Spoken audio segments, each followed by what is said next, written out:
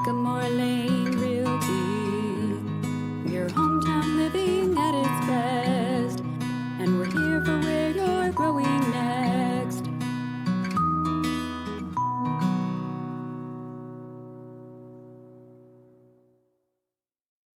Okay, so this is Jared, and he is with Infinity Title. Well, let's dig in together, shall we? Hey everybody, Jared Plu here from Infinity Title in St. George, Utah. Today we're going to be talking about defaults and foreclosures. This is a topic that I was looking at very closely back between 2008 and 2012. I felt like it was the number one indicator on the current state of our market and economy and what direction we were headed. From that time, it's kind of become a non-factor, so I haven't looked at it real close, so I'm excited to dive back into it and maybe look at it more in depth and go over a few things with you. Again, if you're going to look at one thing right now, as I've said in previous videos, it should be rates, and more specifically the Fed funds rate. Well, let's jump into foreclosures. So this is a graph over the last 30 years of foreclosures and defaults in Washington County. So you can see in 2009, that's when we peaked in Washington County. We had 3,078 notice of defaults filed. And then the following year in 2010 is when we peaked with foreclosures at 1,515. Moving forward along the graph there, you can see that in 2021 is when we probably bottomed out with notice of defaults. So we've been creeping back up a little bit. And then in 2022 probably bottomed out with foreclosures. Now, to understand why, you can see the foreclosures are a year behind, roughly a year behind the defaults. That's because the foreclosure process can take anywhere from 1 month to a year to happen. So what happens is when you don't make your payment, one of the first things the lender does is they go and file a notice of default at the county recorder's office. And then at least a month later, and usually it's more like 3 to 6 months later, is when that lender gets around to foreclosing on the property. And when they foreclose, they go to the building right across the street from me, literally on the courthouse steps. The trustee of that mortgage is gonna open the bidding at the minimum bid. If there's any investors there, they'll bid it up, and the highest bidder gets the property. If no one bids on it, it goes back to the bank. So anyways, so that's the process of foreclosure and why foreclosures are always delayed behind notice of defaults. Okay, so one thing that I want to share with you is I have taken many clients to the courthouse steps where we have bid on properties there that were on auction. So don't think this is something that you need to go at alone. The best thing is having your realtor there. Because I can make sure that you don't overbid on a property. Auctions are designed to get you the higher and higher price. You get in with the excitement, like going once, going twice, and you don't want to let that go. So make sure that I'm there with you. That way we can evaluate the property prior to going to the courthouse to make sure that you're really getting a good deal. Because even if you're buying the property at foreclosure or auction, you still want to get a good deal. In fact, that's the best and most important thing when buying a foreclosure or a short sale. Okay, so let's get back in there.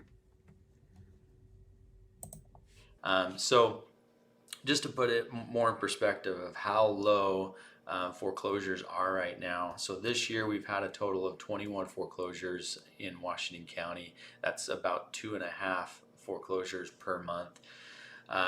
In 2010, when we peaked, we had 126 foreclosures every month. And then the average over the last 30 years is about 25 foreclosures per month.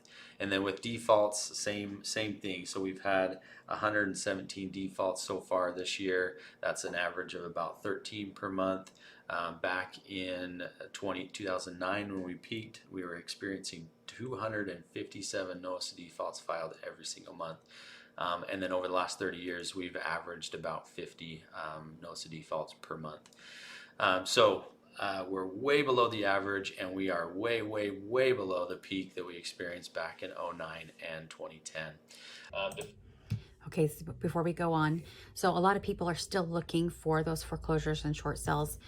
Short sales will come with a notice of default if it doesn't go back to the bank at the courthouse steps. Sometimes a client can sell their home for less than what the for less than what is owed on the mortgage, and that's what's considered the shortage. So you can get a great deal on the shortage as long as the third party or the lender approves it. The thing to know about that is they are very long process. So though you can get a good deal, you want to make sure that you lock in your rate while you can, unless you're paying cash, of course.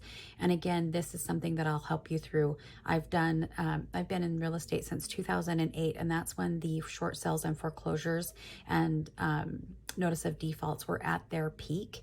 And so there's many clients that I helped get through those. Lots of sellers that I help get rid of their debt that way, and lots of buyers.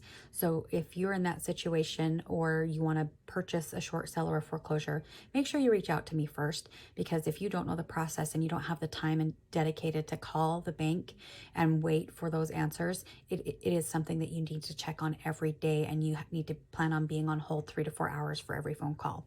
So we'll get back into the video now, but I just wanted to give you a little bit of information on that too. To further illustrate how low foreclosures are right now, this is a graph that takes into account the number of households. So it's important to look at it in this light, because over the last 30 years, Washington County has experienced a lot of growth. So the number of foreclosures that are happening today, it's hard to compare that to the number of foreclosures that were happening back in 1992, because that number has changed so much. I think the number of households back in 92 was below 20,000, and now we're well above 80,000. So we have over 4 times more households here in Washington County today than we did 30 years ago. Now, if the market never changed and foreclosures stayed the same per capita or per household, then this graph that we're looking at would just be a straight line. But as you can see, it's not. Because real estate is cyclical, and there's lots of different things that can affect what happens in real estate. So looking at this, you can see in the last 2 years, these last few years, these bars are really high. So in 2022, there were over 10,000 households per foreclosure. Back in 2010, when we peaked in foreclosures, there were only 38 households per foreclosure. Now, something to note about that, yes, Washington County has grown, and it's going to continue to grow. They're anticipating that we're going to double in size by 2030. So the growth is going to continue to keep happening. So don't let that scare you. There's always a good time to buy real estate, and that's when you can afford it. And so if you're looking at what your monthly payment is, meet with me. We'll get you with a lender. That way they can give you what the estimated amount is going to be, what you will approve for. And if you've got cash and you want to purchase some investment properties, let's turn your cash into a better asset and purchase maybe 1, 2, or even 3 investment properties that can stretch your dollar even further and get you a better return on your investment. But we want to make your money work for you. You've worked hard to earn it. Let's make it work for you. Okay.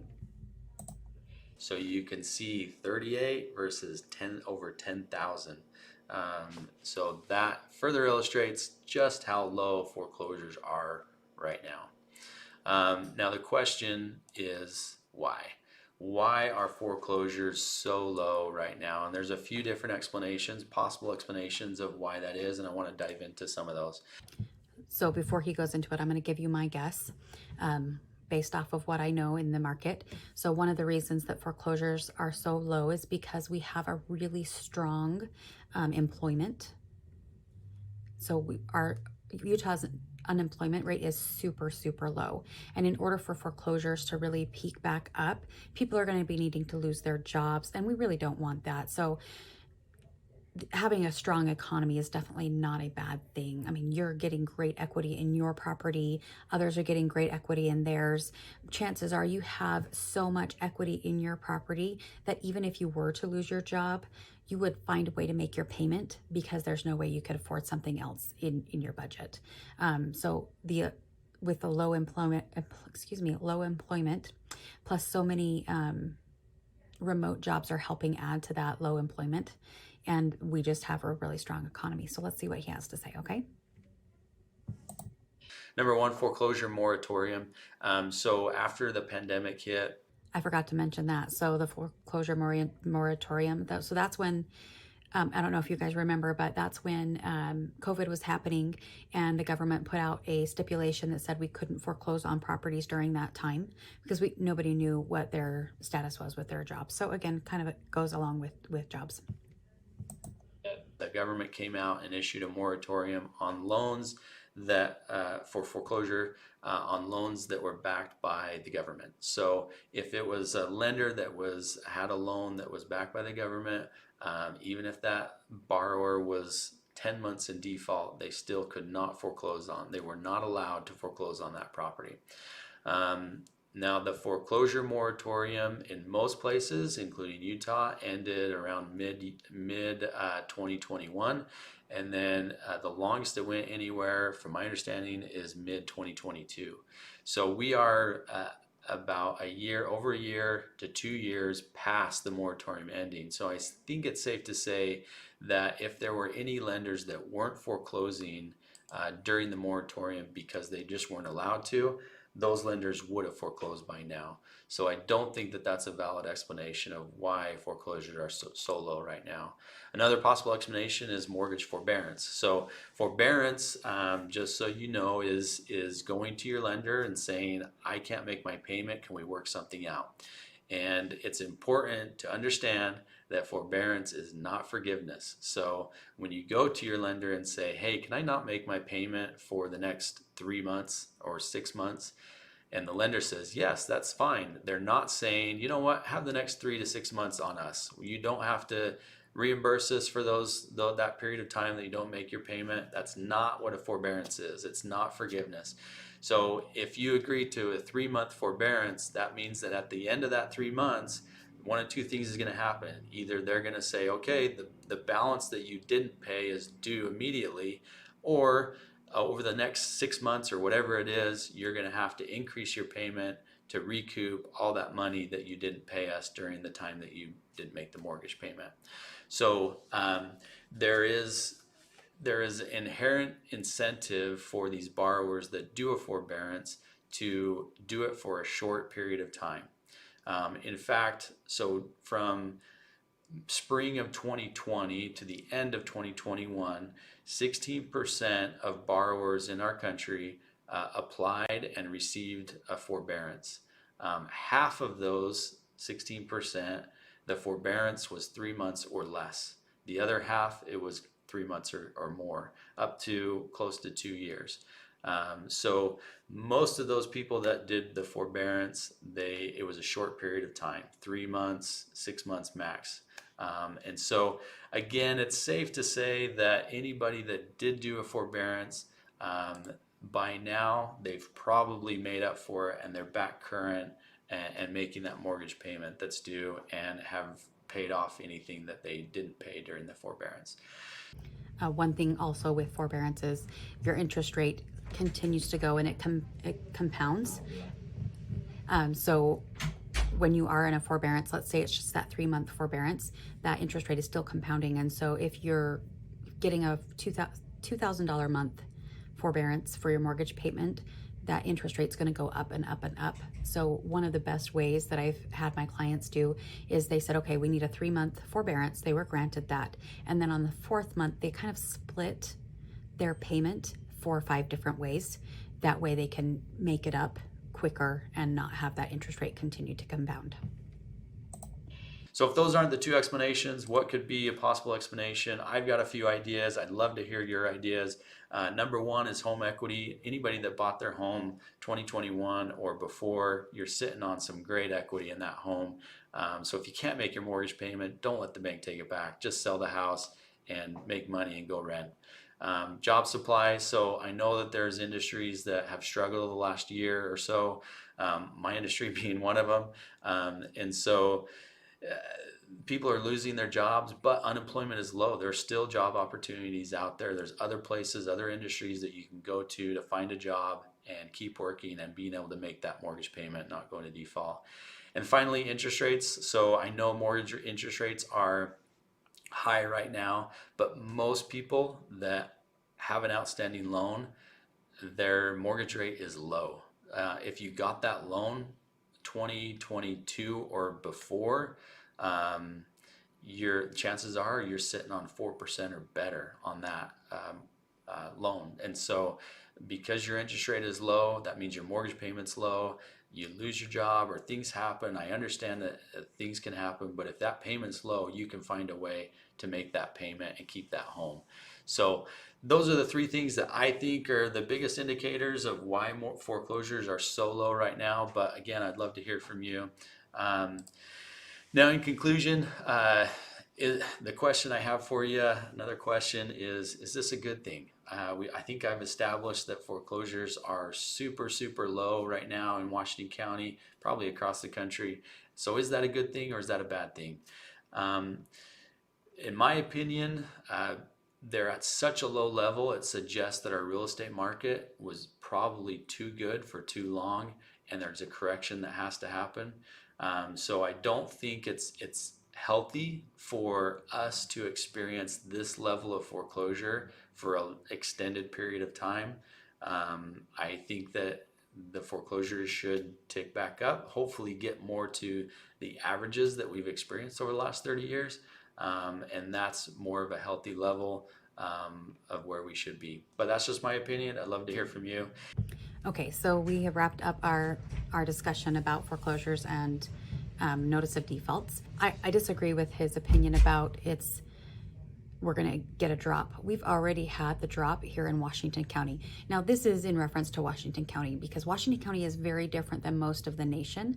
And so Washington County has a very healthy economy. Plus, we're experiencing a lot of growth, as I mentioned already, and our job supply is really, really great. So I don't think that we're going to have the crash like everybody's anticipating having. I think that we are still a healthy market. Homes are still appreciating. They're not appreciating as high as they were a few years ago, which is a good thing. It's more of a slow and steady, healthy increase. But the one thing about real estate is you are always going to get appreciation. If you hold real estate long enough, even if it does depreciate a little bit, you're going to get your value and your equity back. So that's just my 2 cents about it. I'd love to hear more about your thoughts, either on my reactions, whether you agree or disagree, or on the video itself. So I appreciate you guys tuning in with me. This one was a really long video, so thanks for hanging in there, and I look forward to hearing back from you guys.